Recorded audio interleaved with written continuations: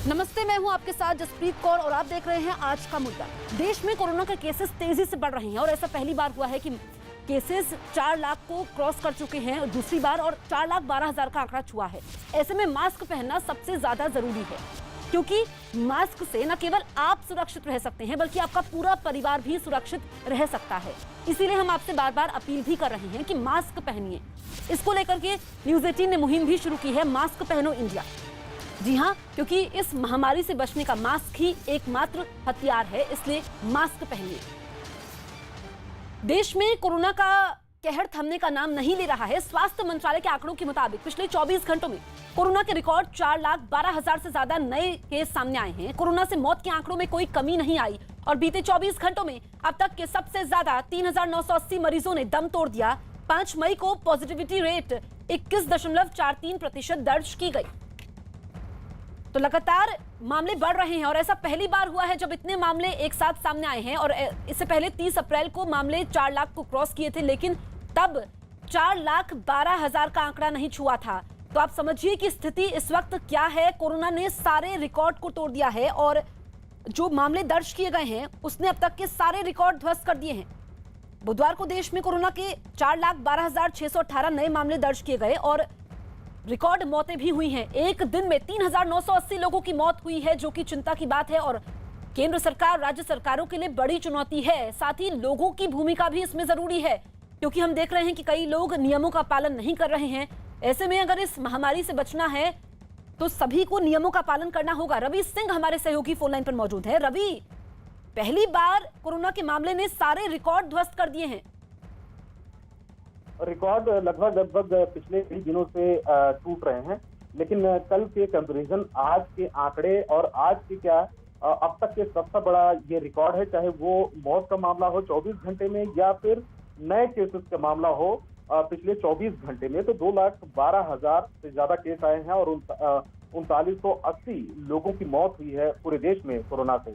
लेकिन इसमें यह भी देखने वाली बात है कि 19 लाख से ज्यादा लोगों का कोरोना का टेस्ट हुआ है, जो टेस्ट के आधार पर ही ये देखा जाता है कि कितने ज्यादा केस में बढ़ोतरी हो रही है। तो ये देखने को मिला है कि टेस्ट में कल और आज के कंपैरिजन में 4 लाख का इजाफा हुआ है। कल 15 लाख से ज्यादा लोगों को टेस्ट हुआ था, आज 19 लाख से ज्यादा लोगों का टेस्ट हुआ है।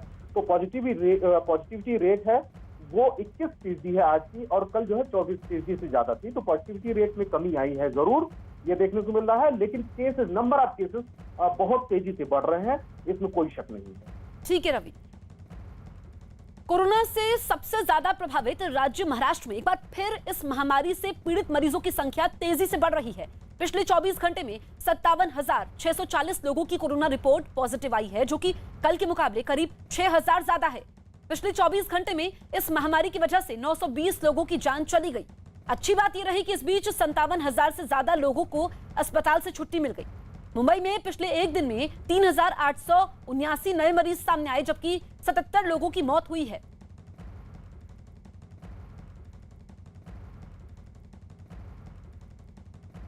हमारे दो सहयोगी हमारे साथ लाइव मौजूद हैं। अभिषेक पांडे हैं मुंबई से, प्रियंका कांडपाल है दिल्ली से। अभिषेक, मैं सबसे पहले आपके पास आती हूं। महाराष्ट्र में लॉकडाउन जैसी पाबंदियां हैं, उसके बावजूद केसेस तेजी से बढ़ रहे हैं। बिल्कुल, जिस तरीके से जसप्रीत, खास करके महाराष्ट्र में 15 दिन का लॉकडाउन है, कई जगहों पर इस प्रतिबंध को एकदम कड़ा कर दिया गया है, बावजूद इसके केसेस कम नहीं हो रहे हैं। हालांकि 12 अलग अलग जिलों में कुछ केसेस में कमी आई है, लेकिन अभी भी सरकार के लिए चिंता का विषय है कि कुछ जिलों में केसेस लगातार बढ़ रहे हैं। जिस तरीके से कल एक कैबिनेट मीटिंग हुई है, कैबिनेट मीटिंग में सीएम उद्धव ठाकरे ने सीधा तौर पर निर्देश दिया है कि किसी भी तरीके से केसेस को कम किया जाना चाहिए, और उसके साथ साथ महत्वपूर्ण बात यह है कि ऑक्सीजन या दूसरी चीज़ें जिससे जो डेथ रेशियो है बढ़ रहा है उसको रोका जाना चाहिए। और इसके लिए पूरे प्रदेश भर में 150 ऑक्सीजन प्लांट्स लगाने पर भी कल मुहर लग गई है, और पूरे प्रदेश भर में इसकी तैयारी और कई जगहों पर कंस्ट्रक्शन का काम भी शुरू हो गया। यानी साफ है कि डेथ रेशियो लगातार बढ़ रहा है। केसेस कम जरूर हुए थे 1-2 दिन, लेकिन फिर केसेस बढ़े हैं। ये सरकार के लिए निश्चित तौर पर चिंता का विषय है। कल देर शाम मुख्यमंत्री उद्धव ठाकरे को एक बार फिर फेसबुक पर आना पड़ा और लोगों से अपील करनी पड़ी कि अगर आप घरों में रहेंगे तो ही हम केसेस कम कर पाएंगे, क्योंकि तीसरी वेब को देखते हुए उसके पहले हमें तैयारियां करनी है और ये केसेस कम होना बिल्कुल जरूरी अभिषेक, है। राज्य सरकार के लिए ये बड़ी चुनौती है जो मामले तेजी से बढ़ रहे हैं महाराष्ट्र में। अब दिल्ली की बात कर लेते हैं। दिल्ली में कोरोना का कहर थमने का नाम ही नहीं ले रहा है। दिल्ली सरकार की ओर से जारी आंकड़ों के मुताबिक पिछले 24 घंटों में करीब 21,000 नए मरीज मिले हैं, जबकि 311 लोगों की मौत हुई है। पिछले 24 घंटों में 19,209 मरीज ठीक होकर घर भी लौटे हैं। दिल्ली में पिछले 24 घंटों का पॉजिटिविटी रेट 26.37% दर्ज किया गया, जो कि लॉकडाउन में अब तक का सबसे कम पॉजिटिविटी रेट है। प्रियंका, जो पॉजिटिविटी रेट है हमने कल भी देखा था कि वो कम दर्ज किया गया था, आज भी यही स्थिति है, तो ये अच्छा संकेत है? जी बिल्कुल, जिस तरीके से लॉकडाउन जब से लगा है तब से सबसे कम पॉजिटिविटी रेट अब दर्ज किया जा रहा है। कल का 26.37% पॉजिटिविटी दर रहा और केसेस की अगर बात करें तो 20,900 के लगभग ये केसेस थे और ऐसे में 311 लोगों की मौत हुई। तो पॉजिटिविटी दर तो कम हो रहा है, लेकिन दिल्ली में मौत की संख्या अभी भी बहुत ज्यादा है। 300 से ज्यादा की पूरे लॉकडाउन के दौरान हमने देखा है कि मौत की संख्या बनी हुई है। ऐसे में लोगों की लापरवाही है जो इस तरीके से मामले जो है लगातार बढ़ते जा रहे हैं और 20,000 से ज्यादा मामले लॉकडाउन के तीसरे हफ्ते में भी नजर आ रहे हैं। तो जाहिर तौर पे दिल्ली में स्थितियां गंभीर बनी हुई हैं। जी जसप्रीत। ठीक है प्रियंका, लौटेंगे आपके पास। महाराष्ट्र की बात करते हैं। महाराष्ट्र में कोरोना के मामलों में कमी आई है, जिसकी सुप्रीम कोर्ट ने भी तारीफ की। इसको लेकर न्यूज 18 की टीम ने राज्य के मंत्री असलम शेख से बातचीत की, जिसमें उन्होंने इस बात का दावा किया कि राज्य सरकार कोरोना मरीजों की हर मुमकिन मदद कर रही है। अस्पताल और ऑक्सीजन पर लगातार काम हो रहा है। यही नहीं, उन्होंने ये भी कहा कि सरकार ने कोरोना की तीसरी लहर से निपटने की तैयारी शुरू कर दी है। कैबिनेट मीटिंग कोविड को लेकर के थी, उसमें कई सारे महत्वपूर्ण चीज़ों पर चर्चा हुई। इस पर बातचीत करने के लिए हमारे साथ असलम शेख हैं। असलम भाई, किस तरीके की चर्चा हुई, क्या क्या महत्वपूर्ण सब्जेक्ट थे जिन पर कोविड के समय में बात हुई? नहीं, कोविड को लेके महाराष्ट्र सरकार बढ़िया काम कर रही है। ये तो अब कोर्ट ने भी बोलना शुरू कर दिया है, देश की बड़े बड़े कोर्टों ने बोलना शुरू किया है। आज की तारीख में अगर हम 75,000 लोगों को ऑक्सीजन दे रहे हैं तो आने वाले दिनों में हम 1 लाख लोगों को कैसा खुद उनको ऑक्सीजन दे सके, उसके ऊपर कहाँ कहाँ प्लांट लगाना चाहिए, उस पर चर्चा हुई है। मुंबई शहर एक जो बड़ा शहर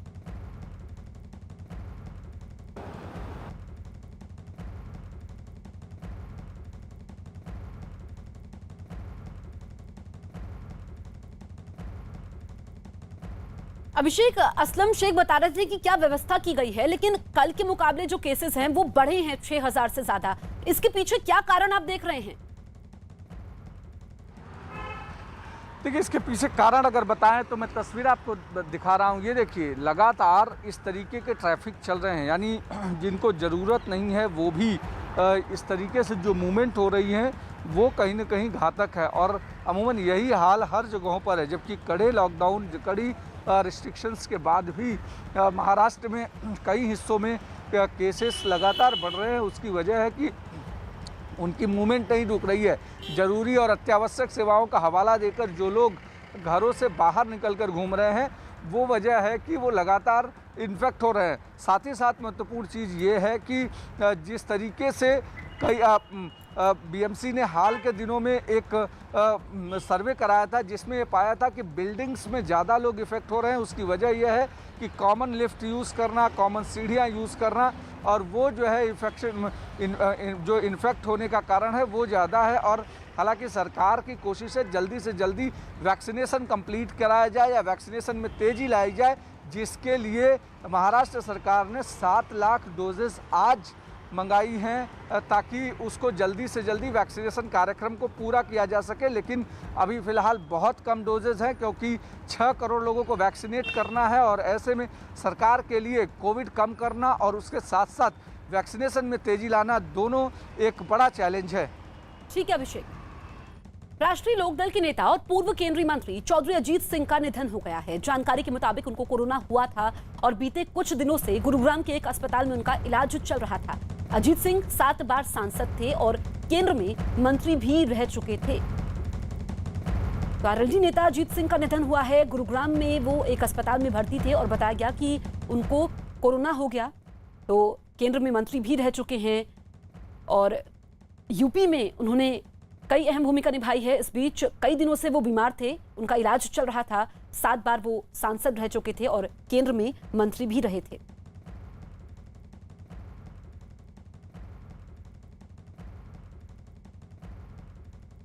पूर्व केंद्रीय मंत्री चौधरी अजीत सिंह के निधन के बाद उनके बेटे जयंत चौधरी ने ट्वीट कर इसकी जानकारी दी। उन्होंने लिखा कि चौधरी साहब नहीं रहे। चौधरी अजीत सिंह 20 अप्रैल को कोरोना संक्रमित पाए गए थे और आज सुबह 6 मई को उन्होंने अंतिम सांस ली। असीम दुख की घड़ी है। अंतिम समय तक भी चौधरी साहब संघर्ष करते रहे। हम इस महामारी से जूझ रहे सभी परिवारों के प्रति अपनी भावपूर्ण संवेदना व्यक्त करते हैं। पूर्व केंद्रीय मंत्री अजीत सिंह के निधन पर पीएम नरेंद्र मोदी ने भी ट्वीट कर दुख जाहिर किया। उन्होंने अपने ट्वीट में लिखा कि पूर्व केंद्रीय मंत्री चौधरी अजीत सिंह जी के निधन से अत्यंत दुख हुआ है। वो हमेशा किसानों के हित में समर्पित रहे। उन्होंने केंद्र में कई विभागों की जिम्मेदारियां का कुशलतापूर्वक निर्वहन किया। शोक की इस घड़ी में मेरी संवेदनाएं उनके परिजनों और प्रशंसकों के साथ है। ओम शांति। वहीं कांग्रेस नेता राहुल गांधी ने भी ट्वीट कर दुख जाहिर किया। उन्होंने लिखा कि राष्ट्रीय लोकदल प्रमुख अजीत सिंह जी के असमय निधन का समाचार दुखद है। उनके परिवार व प्रियजनों को मेरी संवेदनाएं। महाराष्ट्र की नासिक पुलिस ने कोरोना के इलाज में इस्तेमाल होने वाले इंजेक्शन की कालाबाजारी करने वाले गिरोह का पर्दाफाश किया है। पुलिस ने गिरोह के 2 लोगों को गिरफ्तार किया है और उनके पास से कई इंजेक्शन भी बरामद किए हैं। आरोप है कि यह गिरोह 40,000 रुपए के इंजेक्शन को 4 लाख रुपए में बेच रहा था। पुलिस ने इस मामले में केस दर्ज कर लिया है और गिरोह के बाकी सदस्यों की तलाश में जुट गई है।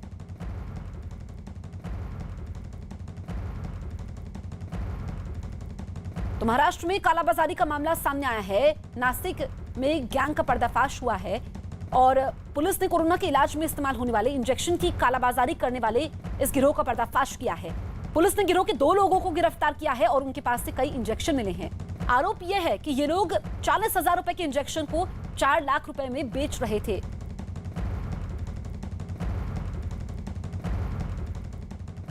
देश में कोरोना महामारी महासंकट बनकर मंडरा रही है और इस महासंकट को कुछ मुनाफाखोर गिद्ध मौका समझकर चांदी काटने में जुटे हुए हैं। बीते 3 हफ्ते से देश अस्पतालों से आने वाली भयावह तस्वीरें देख रहा है। मरीजों को ऑक्सीजन की किल्लत में दम तोड़ते देख रहा है। जरूरी दवाओं के लिए भटकते हुए तीमारदारों को देख रहा है और ये गिद्ध इन सब मजबूर लोगों को कमाई के मौके के तौर पर देख रहे हैं। ऑक्सीजन, दवाओं, एम्बुलेंस जैसी इमरजेंसी सेवाओं को लेकर मनमाने ढंग से सौदेबाजी करने वालों को न्यूज 18 इंडिया लगातार बेनकाब कर रहा है।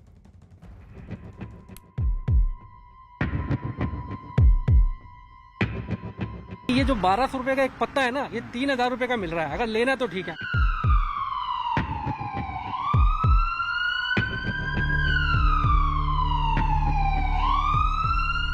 अस्पतालों से ऐसी भयावह तस्वीरें आ रही हैं जिन्हें देखकर देश का कलेजा कांप रहा है।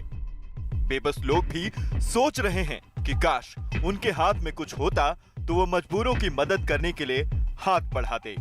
जिस वक्त में किसी भी इंसान का दिल पिघल जाए, जिस वक्त देश की आंखें नम हैं, जिस वक्त दर्द से बिलखते लोगों को मदद की जरूरत है, उस वक्त भी कुछ ऐसे लोग हैं जो चाहे तो मदद कर सकते हैं, किसी की जान बचा सकते हैं, लेकिन फिर भी ये लोग मरीजों को ठग कर नोट छापने में जुटे हैं। यही है कोरोना काल के गिद्ध।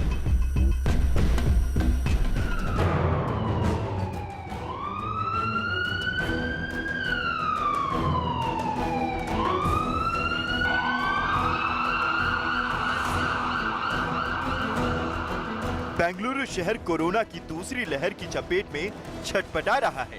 कर्नाटक सरकार ने बेंगलुरु शहर में 1200 बेड कोविड मरीजों के लिए अलॉट किए थे, लेकिन कोविड कंट्रोल रूम से संपर्क करें तो एक भी बेड नहीं मिलेगा। तो इसके जवाब में आरोप है कि बीबीएमपी यानी कि बृहद बेंगलुरु महानगर पालिका के कुछ कर्मचारी हैं जो इस मौके पर रिश्वतखोरी करके अपने जेबों को भरने में लगे हैं। बीजेपी सांसद तेजस्वी सूर्या ने आरोप लगाया है कि बीबीएमपी के कुछ कर्मचारी अस्पतालों में बेड का सौदा कर रहे हैं। A certain patient who does not need a bed is allotted a bed. Thereafter, for a period of 12 hours, the bed is reserved in his name. So once a bed is allotted, for 12 hours, the BBMP authorities try to find somebody to sell the bed along with these agents. When they cannot do that, after 12 hours, the bed automatically becomes unblocked. In the last just 10 days, there are 4,000 plus such instances where the scarcely available bed was made available to a person who did not need a bed, who was in home isolation, but after 12 hours he did not go and get himself admitted. It has become auto unblocked. यार ಇದನ್ನ जज ಹೇಳಿದ್ರು ಅಂತ book ಮಾಡೋದು तेजस्वी सूर्या ने अपने दावों की पुष्टि करने के लिए कुछ ऐसे लोगों की ऑडियो क्लिप भी जारी की है जिनके नाम पर बीबीएमपी अस्पतालों में बेड बुक हैं या कहें कि ब्लॉक करवा कर रखे गए हैं। Did you get any call that there was an ICU bed booked in your name in Pristine Hospital? No, I didn't hear anything. Nobody told you anything, right? No, nobody told. BBMP call you to book any bed for you? Just once I got a call. After that, I reached out to Zonal and everybody, and I did not get any calls. Okay, were you told that bed was booked for you, a HDO bed in Saptagiri Hospital? By BBMP, no, I was not informed. On 1st May by around 5:30 in the evening? No, I was not informed by BBMP. Okay, did you get any call on 2nd May about a general bed in Sakra Hospital? No, I did not get that call either. Surya ने कहा है कि private अस्पतालों में भी इस तरह bed के सौदे का खेल चल रहा है। This is a curious case of how in certain big hospitals admissions take place only in the wee hours of the midnight. Not a single admission or allotment takes place at any time during the day. But after 12 o'clock in the night, 2:30 a.m. in the night, 10 beds are made available. 2:31 in the night, beds are allotted. 2:31, 30 seconds, all 10 beds are admitted. Tejasvi Surya के पर्दाफाश करने के बाद येदियुरप्पा सरकार ने इस मामले में जांच के आदेश दे दिए हैं। शहर शहर कोरोना मरीज के सामने मुश्किलों का अंबार खड़ा है। न्यूज 18 इंडिया कोरोना काल में गिद्धों के स्टिंग ऑपरेशन को दिखा चुका है कि कैसे अस्पतालों में बेड की कमी है और बेड दिलाने के नाम पर ठगी हो रही है। ऑक्सीजन की कमी है तो मुनाफाखोर ऑक्सीजन की कालाबाजारी में जुटे हैं। कोरोना मरीजों के काम आने वाली जरूरी दवाओं की कालाबाजारी भी हो रही है। साथ ही मरीजों को अस्पताल तक पहुंचाने वाले एम्बुलेंस चालक भी चंद किलोमीटर के बहुत ज्यादा और मनमाने दाम मांग रहे हैं।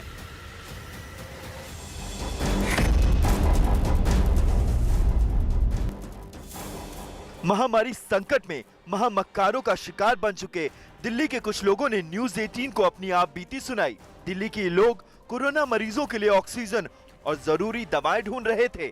जब काला बाजार से नहीं खरीद पाए तो बीजेपी सांसद गौतम गंभीर के दफ्तर से इनकी मदद की गई।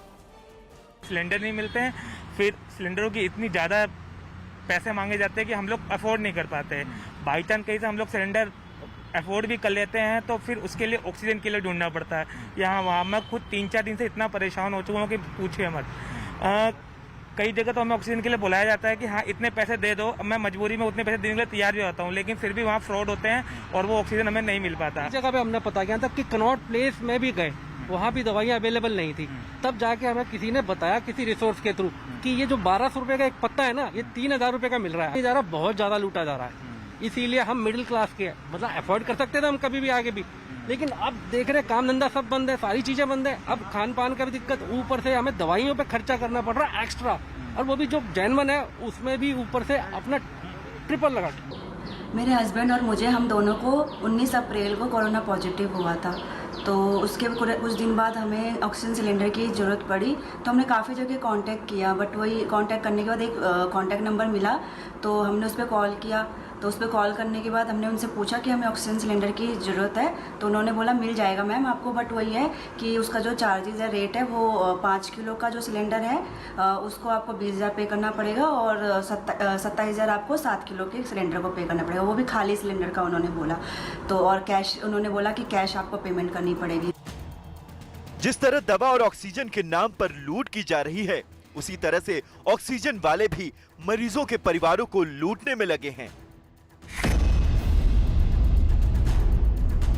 महामारी के दौर में साइबर सिटी गुरुग्राम में एम्बुलेंस चालक हड़ताल पर चले गए हैं, जिससे मरीजों के तीमारदारों में अफरा तफरी का माहौल पैदा हो गया है। बोलने लगे जी इसका ऑपरेशन होगा, मगो जी फिर यहीं पे कर दो। मुझे जी हमारे यहाँ तो बंद है कोविड के चलते ऑपरेशन, मैं रोहतक के रेफर कर देता हूँ। मुझे जी वहाँ पे मुझे जी देखो फिर कैसे लेके जाएगा रोहतक? रोहतक सर वो एम्बुलेंस तो मिल नहीं रही, मैं अपनी पर्सनल गाड़ी से लेके जाना पड़ेगा सर। एम्बुलेंस वालों की मनमानी पर रोक लगाने के लिए रीजनल ट्रांसपोर्ट अथॉरिटी ने एम्बुलेंस के लिए दाम तय कर दिए हैं। सरकारी आदेश के मुताबिक एम्बुलेंस के रेट 7 रुपए प्रति किलोमीटर होंगे। अगर एम्बुलेंस में ऑक्सीजन और वेंटिलेटर लगा है तो रेट 13 रुपए प्रति किलोमीटर होगा। बस रेट तय करने से एम्बुलेंस यूनियन नाराज हो गई और नाराज एम्बुलेंस चालक हड़ताल पर चले गए। गुरुग्राम एम्बुलेंस चालक संघ का कहना है इतने कम दाम पर उनका खर्च पूरा नहीं होता है। हरियाणा हेल्थ मिशन से एक लेटर जारी हुआ है जिसमें एम्बुलेंस प्राइवेट जितने ऑपरेटर उनके लिए एक रेट निर्धारित किया है, जो रेट 7 रुपये पर किलोमीटर और बड़ी गाड़ी जिसमें सारी सुविधाएं होते हैं एडवांस लाइफ सपोर्ट एम्बुलेंस उसका 15 रुपये किलोमीटर के हिसाब से रखा है। 7 रुपये में पेट्रोल की गाड़ी में 1 किलोमीटर भी गाड़ी नहीं चल सकती, उसका भी खर्चा गिने तो 12 रुपये खर्चा आता है। ऊपर से कोविड का 100% पेशेंट आ रहा है, उसमें कोविड के एहतियात के लिए जो स्टाफ को हमें सुविधाएं देनी है, सैनिटाइजर हो गया, पीपी किट होगी, ऑक्सीजन वगैरह होगी, वो सब चीज़ें महंगी है। उन सब चीज़ों को देखते हुए हमारा खर्चा तो कई गुना ज़्यादा है। मुनाफाखोर मरीजों पर गिद्ध की तरह नजर गड़ाए बैठे हैं। मौका मिलते ही मांस नोचने से बाज नहीं आते।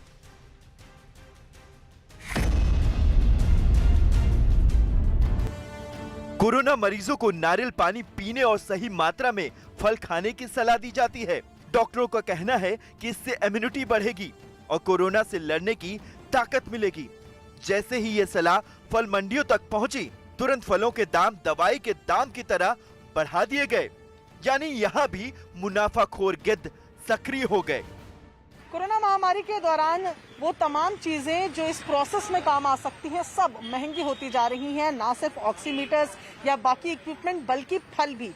इस वक्त हम मौजूद हैं यूसुफ सराय मार्केट में और यहाँ आप देखेंगे कि नारियल और कीवी दो ऐसी चीज़ें जो सबसे ज़्यादा लोग खाना पसंद करते हैं या जिसको रेफ़र किया जाता है अच्छी डाइट के साथ इस कोरोना टाइम पर, उसके भी दामों में बढ़ोतरी नज़र आ रही है। भैया कितने के हैं नारियल? नारियल कितने के बिक रहे हैं? नारियल 80 रुपये का, 70 रुपये का, 70 रुपये। अच्छा, और कीवी का क्या रेट चल रहा है? 40 रुपये। ये क्यों महंगे हो गए अभी? मंडी में महंगे हैं जी, मंडी महंगे तो यहाँ पर महंगे हैं।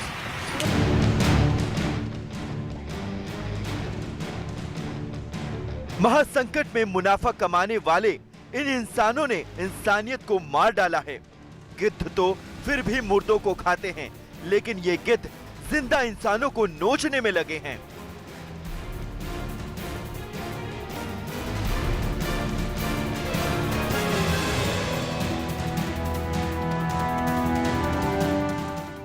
कोरोना ने पूरे देश में कोहराम मचाया हुआ है, लेकिन इस आपदा की घड़ी में भी कई लोग पैसा कमाने का एक भी मौका नहीं छोड़ रहे हैं।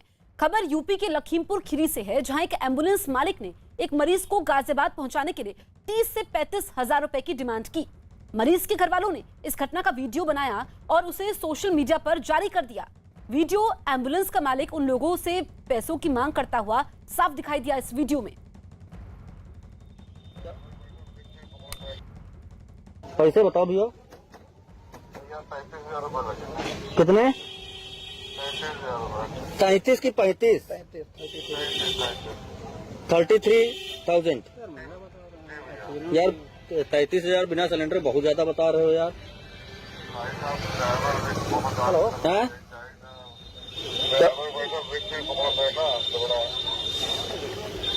यार 33,000 पर बहुत ज्यादा है यार।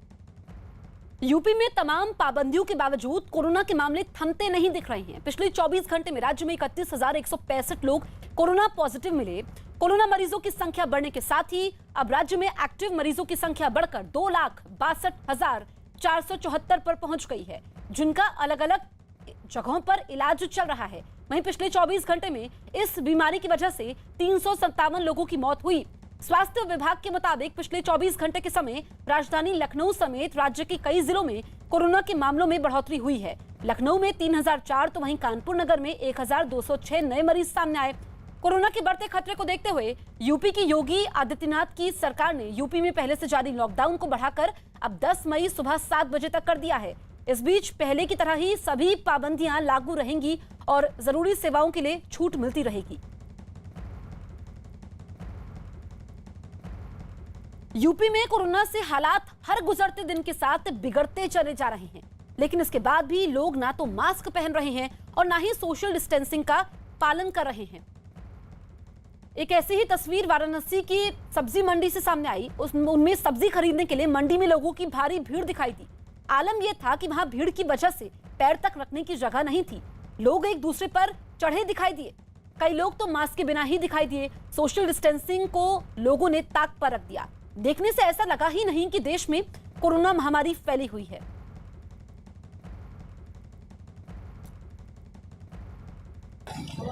उत्तर प्रदेश में लॉकडाउन लगा हुआ है और हम वाराणसी में हैं, और जहां अति संवेदनशील शहरों में से वाराणसी गिना जा रहा है। कोविड की लगातार यहां के जो मरीज हैं उनकी संख्या बढ़ रही है। हालांकि पिछले 2 से 3 दिनों में लॉकडाउन का असर जरूर दिखा है, लेकिन ये असर भारी पड़ सकता है। इन तस्वीरों पे वाराणसी के चनुआ सट्टी स्थित मंडी से हम ये तस्वीरें आपको दिखा रहे हैं, जहां की हजारों भीड़ आप देख सकते होंगे कि इनमें से कई ऐसे लोग हैं जो बिना मास्क की दुकानदारी कर रहे हैं, पूरी तरीके से खतरा उठा रहे हैं। एक भयानक तस्वीर यहाँ से नज़र आ रही है। लेकिन सबसे बड़ा सवाल यहाँ पर यह है कि ना कोई पुलिसकर्मी यहाँ पर है, ना कोई सुरक्षाकर्मी यहाँ पे, और ना ही किसी तरीके से यहाँ पे कोई पाबंदी लगाई गई है। तो एक बहुत बड़ी भयानक तस्वीर ये बनारस के लिए और एक खतरनाक तस्वीर साबित हो सकती है, क्योंकि हालात अब धीरे धीरे सुधर रहे हैं। लेकिन अगर यही तस्वीर रही, इसी तरीके से लॉकडाउन का पालन होता रहा, तो ये तस्वीरें काफ़ी भयानक हो सकती हैं। ये तस्वीरें उस राहत पर भयानक हो सकती हैं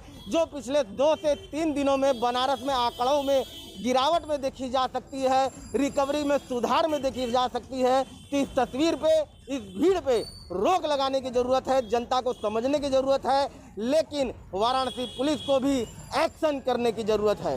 रवि पांडे, न्यूज़ 18 वाराणसी। देश भर में कोरोना संक्रमण के मामले तेजी से बढ़ रहे हैं, लेकिन इसके बावजूद भी लोग सुधरने को तैयार नहीं हैं। मेरठ की सब्जी मंडी से कोरोना महामारी के समय मचे हाहाकार के बीच सोशल डिस्टेंसिंग की धज्जियां उड़ाते लोग नजर आए। लोग सब्जी खरीदने और बेचने के लिए एक दूसरे के बेहद नजदीक खड़े दिखाई दिए। इतना ही नहीं, कुछ लोग तो बिना मास्क के कोरोना को खुलेआम दावत देते हुए नजर आए। देश कोरोना संक्रमण के दौर से जूझ रहा है। मौतों का आंकड़ा रोजाना आसमान छू रहा है और कोरोना संक्रमण का आंकड़ा तो विश्व रिकॉर्ड बना चुका है, लेकिन ऐसे में भी लोग सुधरने को तैयार नहीं है। हम मेरठ के नवीन सब्जी मंडी में खड़े, मैं आपको तस्वीरें दिखा सकता हूं कि किस तरह से यहां पर सोशल डिस्टेंसिंग की धज्जियां उड़ाई जा रही हैं। जो प्रशासनिक दावे थे कि सोशल डिस्टेंसिंग के दायरे में रहकर सब्जी मंडियां खोली जाएंगी, वो बिल्कुल हवा है। और जिस तरीके से आप देख सकते हैं कि यहाँ पर लोग बिल्कुल बेफिक्र हैं, उन्हें कोरोना का कोई डर नहीं है। आप देख सकते हैं कि सामने से ये भाई साहब आ रहे हैं, मास्क नहीं लगाया हुआ है, और इसके अलावा लोग बिल्कुल सब नियम कायदों को ताक पर रखकर यहाँ पर सब्जी खरीदने और बेचने में लगे हैं। मुनाफे का लालच इतना बड़ा है कि ये अपनी जान को भी पहले नहीं समझ रहे हैं। मैं आपको तस्वीरें दिखाना चाहूंगा कि देखिए किस तरीके से सोशल डिस्टेंसिंग की यहाँ पर धज्जियां उड़ाई जा रही हैं। ये मेरठ की नवीन सब्जी मंडी है। प्रशासनिक दावे ये हैं कि सोशल डिस्टेंसिंग के दायरे में रहकर सब्जी मंडियां खुलेंगी, लेकिन यहाँ पर सब कुछ हवा है। यहाँ पर लोगों ने मास्क जरूर अपने चेहरे पर लगाया है, लेकिन बहुत सारे लोग ऐसे हैं जो कोरोना को खुलेआम दावत दे रहे हैं, मास्क नहीं लगा रहे हैं, कोविड गाइडलाइन का पालन नहीं कर रहे हैं। और जिस तरीके से यहाँ पर आप देख सकते हैं कि भीड़ लगाई गई है, उसको लेकर ऐसा लगता है कि इन्हें कोरोना संक्रमण का कोई खतरा ही नहीं है।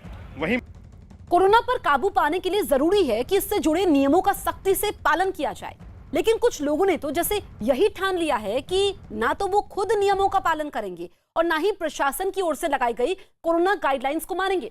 न्यूज़ 18 आपको ऐसे लापरवाह लोगों का चेहरा तो दिखाएगा ही, साथ ही हम ये अपील भी करेंगे कि कोरोना के बढ़ते दायरों को रोकने के लिए नियमों का पालन करें, मास्क पहने, सोशल डिस्टेंसिंग रखें और हो सके तो घर पर ही रहें।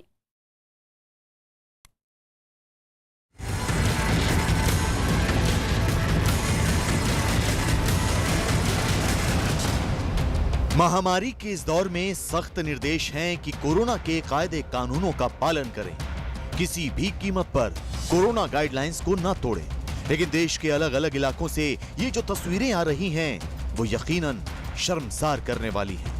कहीं कोरोना प्रोटोकॉल की धज्जियां उड़ाई जा रही हैं तो कहीं कानून का पालन कराने के चक्कर में वर्दी पर ही सवाल उठ रहे हैं।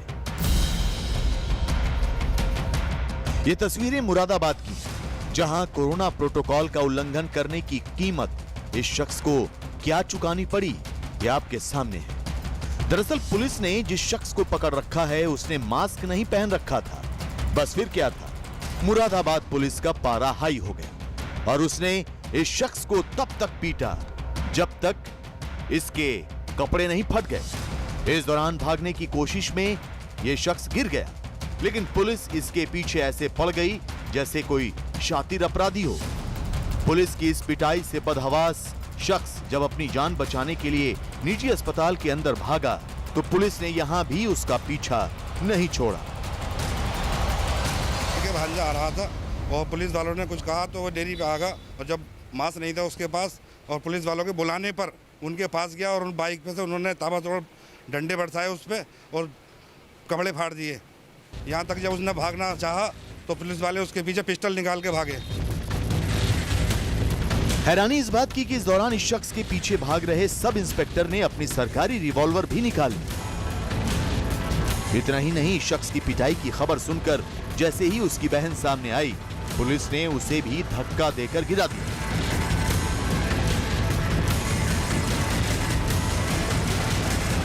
मैं ऊपर नमाज पढ़ रही थी, ऊपर मेरे चाय वाले आए कि आपके भाई को नीचे मार रही है पुलिस। मैं जब नीचे आई तो देखा भाई को बहुत ज़्यादा पुलिस मार रही थी और पिस्टल दिखाकर ये कह रही थी तो मैं इससे जान से मार दूंगी। क्यों मार रही? वो मास्क की वजह से मार रहे थे, उन्होंने मास्क नहीं पहना हुआ था शायद। फिर क्या हुआ, जब मैंने उन्हें बचाने की कोशिश की तो उन्होंने मुझे यहाँ धक्का देकर गिरा दिया और मेरे ऊपर चढ़ने लगे, मतलब मारने लगे मुझे। मुरादाबाद की इस घटना का ये वीडियो वायरल होने के बाद अब पुलिस को जवाब देते नहीं बन रहा। हालांकि अब जांच का भरोसा जरूर दिलाया जा रहा है।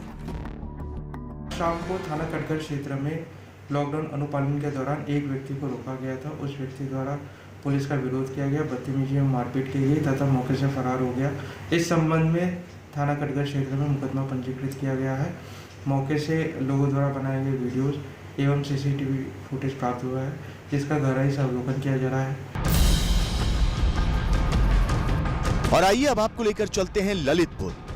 यहाँ लोग पंचायत चुनाव के जश्न में जुटे हैं। न इन्हें कोरोना जैसी खतरनाक महामारी का डर है और न ही कोरोना काल की किसी गाइडलाइन की फिक्र। जीत की खुमारी में ये उस दहशत को भी भुला बैठे हैं जिसका सामना इस वक्त पूरा देश कर रहा है।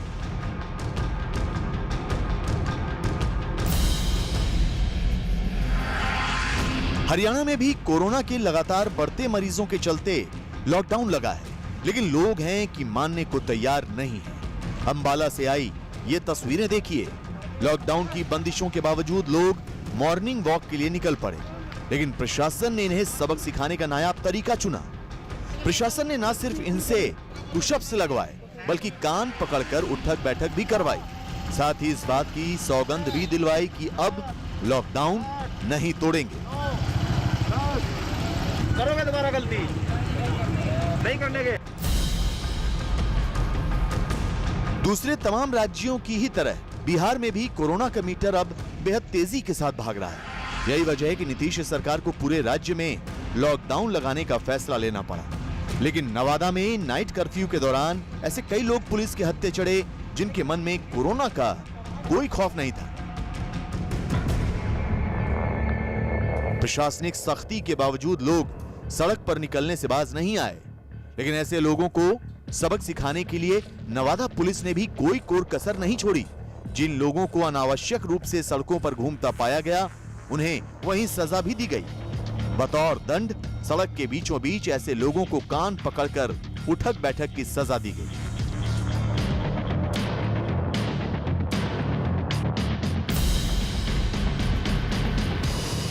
संभल में तो एक फल वाले ने हद ही कर दी। दावा किया जा रहा है कि कोरोना पीड़ित होने के बावजूद इस शख्स ने न सिर्फ फल बेचने बंद किए बल्कि कई लोगों की जान को भी खतरे में डाल दिया। दरअसल ये मामला सदर कोतवाली के पास मौजूद एक पेट्रोल पंप का है, जहां यह शख्स फलों का ठेला लगाता है, लेकिन 29 अप्रैल को कोरोना पॉजिटिव रिपोर्ट आने के बावजूद इस शख्स ने ना तो खुद को आइसोलेट किया और ना ही फल बेचने बंद किए। फिलहाल इस शख्स की पुलिस थाने में शिकायत दर्ज करा दी गई है। अब आपको मध्य प्रदेश के जबलपुर की तस्वीरें दिखाते हैं। यहाँ 17 मई तक लॉकडाउन है, बावजूद इसके कुछ शराब कारोबारियों ने रात के अंधेरे में शटर के नीचे से शराब बेचने का धंधा चला रखा है। सोशल मीडिया पर वायरल हुए इस वीडियो में आप साफ देख सकते हैं कि कैसे कोरोना काल में तमाम गाइडलाइंस और कायदे कानूनों को ताक पर रखा जा रहा है। ये वीडियो सामने आने के बाद अब कार्रवाई की बात कही जा रही है। महामारी की मुसीबत के बीच यही वो तस्वीरें हैं जो इस वक्त सरकार और सिस्टम के सामने चुनौती बनी हुई हैं, क्योंकि लगातार इसी बात की हिदायत दी जा रही है कि किसी भी कीमत पर कोरोना प्रोटोकॉल को नहीं तोड़ना है। लेकिन निजी स्वार्थ और लोगों की लापरवाही में वही हो रहा है जो नहीं होना चाहिए।